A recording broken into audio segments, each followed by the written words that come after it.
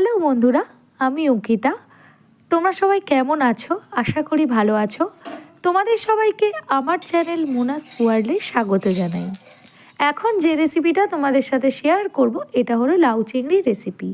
আর হ্যাঁ, তোমাদের যদি আমার ভিডিওগুলো ভালো লাগে তাহলে ভিডিওগুলোতে একটা লাইক করো, কমেন্ট সেকশানে কমেন্ট করো, বন্ধুদের সাথে শেয়ার করো, আর চ্যানেলটাকে সাবস্ক্রাইব করতে ভুলো না। তোমাদের একটা সাবস্ক্রিপশন, একটা লাইক, একটা কমেন্ট আমাকে অনেকটা অনুপ্রেরণা দেয় নতুন ভিডিও বানানোর। আজকে যে রেসিপিটা শেয়ার করব, এর জন্য প্রথমেই আমি যেটা করলাম, আমি চিংড়ি মাছটাকে আগে থেকে ম্যারিনেট করে রেখেছিলাম আধা ঘন্টার জন্য, লবণ, হলুদ, ঝাল লঙ্কার গুঁড়ো আর একটুখানি লেবু দিয়ে। তোমরা তোমাদের পরিমাণ মতো যে চিংড়ি মাছ থাকবে সেই অনুযায়ী দিয়ে নেবে। তারপর কড়াইতে 3 চামচ মতো সর্ষের তেল ভালোভাবে গরম করে নিয়ে ফ্লেমটাকে একদম কমিয়ে দিয়ে আমি চিংড়ি মাছগুলো দিয়ে কয়েক সেকেন্ড নাড়াচাড়া করে তুলে নেব। সেক্ষেত্রে আর রাবারি টেক্সচারটা আসবে না।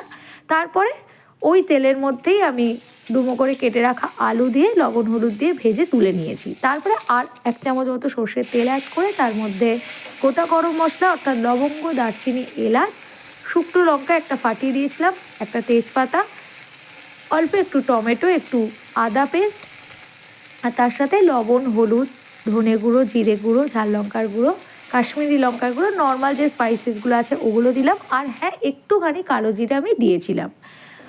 আর একটু জল দিচ্ছিলাম, উষ্ণ জল, এটা যাতে মশলাটা ভালোভাবে কষে যায় কিন্তু পুড়ে না যায়।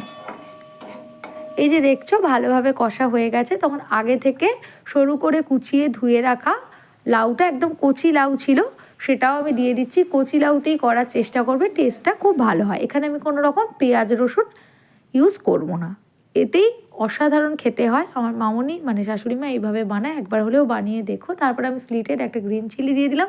তোমরা চাইলে আরও বেশি পরিমাণেও দিতে পারো। আমি আদার সাথে কাঁচা লঙ্কা পেস্ট করে দিয়েছিলাম বলে একটা স্লিটেড গ্রিন চিলি দিলাম। তারপরে আগে থেকে ভেজে রাখা আলুগুলো দিলাম, আর ওই লাউয়ের জলেই সেদ্ধ হয়ে গেল। তারপরে সামান্য একটু সিদ্ধ হয়ে যাওয়ার পর চিনি দিলাম, আর আগে থেকে ভেজে রাখা চিংড়ি মাছগুলো দিয়ে দিলাম।